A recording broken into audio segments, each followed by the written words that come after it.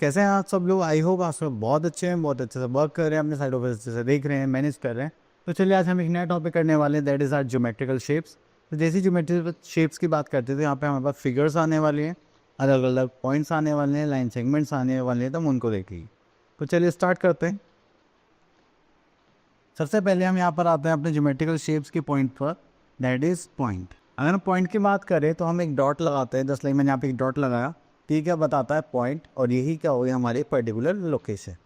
अगर हम यहाँ पर देखेंगे तो नेक्स्ट आता है हमारे पास लाइन। तो चलिए लाइन की बात करें तो अगर हम एक लाइन ड्रॉ करते हैं, मैंने यहाँ पर ऐसे एज सच एक लाइन ड्रॉ कर दी, एंड इसकी कोई डेफिनेट लेंथ नहीं है कि कितनी है कितनी नहीं, ठीक है। हम इसको दोनों साइड से और एक्सटेंड कर सकते हैं, मेरा मन कर रहा है मैं इधर भी कर देता हूँ और इधर भी कर देता हूँ, तो ये क्या हो गई मेरी लाइन सेगमेंट, ठीक है। तो इस टाइप से हम उसको डिफाइन करते हैं। चल तब हम थोड़ा सा और आगे चलते हैं। Next we are having straight and curve line. अगर आप देख रहे हैं कि मैंने एक वायर को पकड़ा है, वो टाइटली मैंने हैंग कर रखा है, तो वो क्या होगी हमारी स्ट्रेट लाइन। अगर मैं उसे थोड़ा सा भी लूज छोड़ दिया तो वो क्या हो जाएगी हमारी कर्व लाइन। अगर आप देखेंगे तो यहाँ पे कुछ भी एक बल नहीं है, एंड यहाँ पर क्या ये थोड़ी कर्व शेप में है, तो इसका मतलब ये क्या होगी हमारी स्ट्रेट लाइन, ये क्या होगी हमारी कर्व लाइन, ठीक है।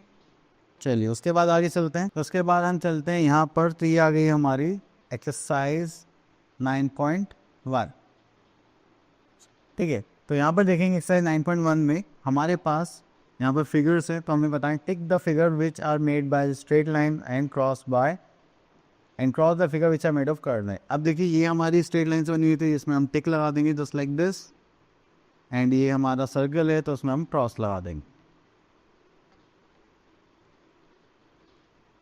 चलिए उसके बाद देखिए next we are having plane figure. तो प्लेन फिगर में देखेंगे यहाँ पर रेक्टेंगल है, ट्राइंगल है, स्क्वायर है, सर्कल है, आप प्लेस फिगर्स।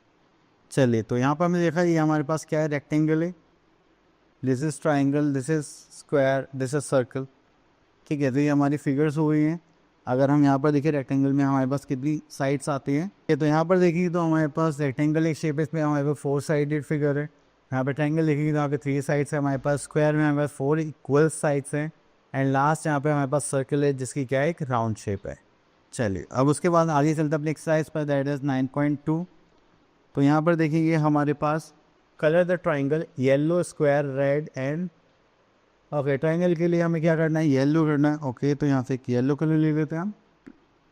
हमें कहीं पर ट्राइंगल दिखाई दे रहा है, हाँ ये दिखाई दे रहा है हमें ट्राइंगल, तो ये यहाँ पर हम क्या करेंगे, येलो कलर कर देंगे, ठीक है। बस आपको ऐसे शेप्स के में कलर्स फिल करने हैं।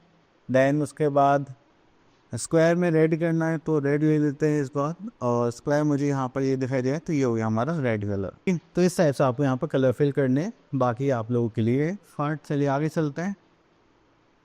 Okay now we are having solid shapes.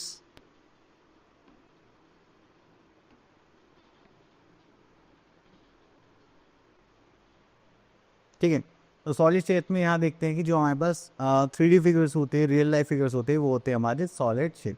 तो यहाँ पर सबसे पहले हमने देखा यहाँ पर जस्ट लाइक क्यूबॉइड, ठीक है। तो क्यूबॉइड की बात कर रहे हैं, तो क्यूबॉइड में हमारे पास इस टाइप से फिगर आते हैं, इसमें एक होती है हमारे पास लेंथ, देन ये हो जाएगी ब्रेथ, और ये हो जाएगी हाइट, ठीक है। तो ये हमारे पास लेंथ, ब्रेथ एंड हाइट।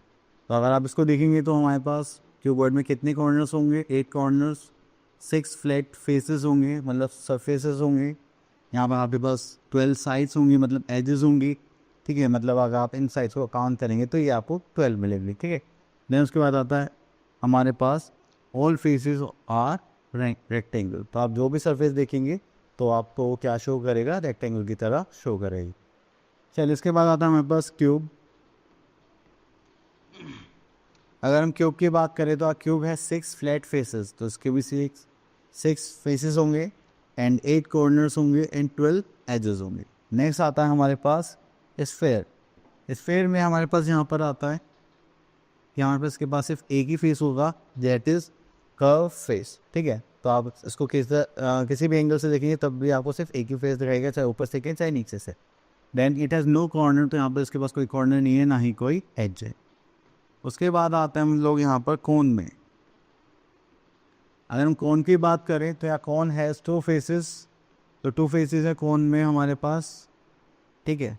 तो फर्स्ट आ जाएगा हमारे पास प्लेन, देन वन आ जाएगा कर्व, देन हमारे पास वन कॉर्नर होता है इसमें, जस्ट लाइक आप यहाँ पे देखेंगे, एंड एक वन एज होगी, ठीक है।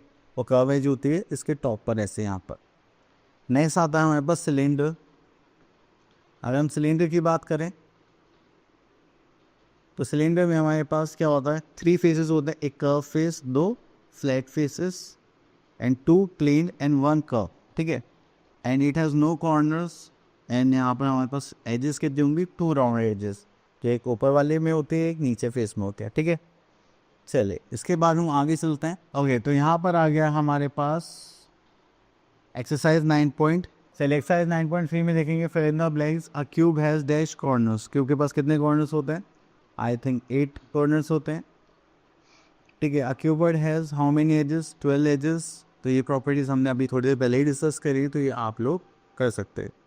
अब यहाँ पर बोलेंगे right the name for the following shape. अगर हम यहाँ पर देखें कि जो हमें डाइस दिखाई दे रहे हैं, ये शेप कैसी होती है, जस्ट लाइक क्यूब। चलिए इसके बाद आगे चलते हैं। अब ये टॉपिक हो गया फिनिश, एंड आई होप आपको ये टॉपिक अच्छे से क्लियर हो गया होगा। अब मिलते हैं नेक्स्ट वीडियो में, तब तक ऑल द बेस्ट।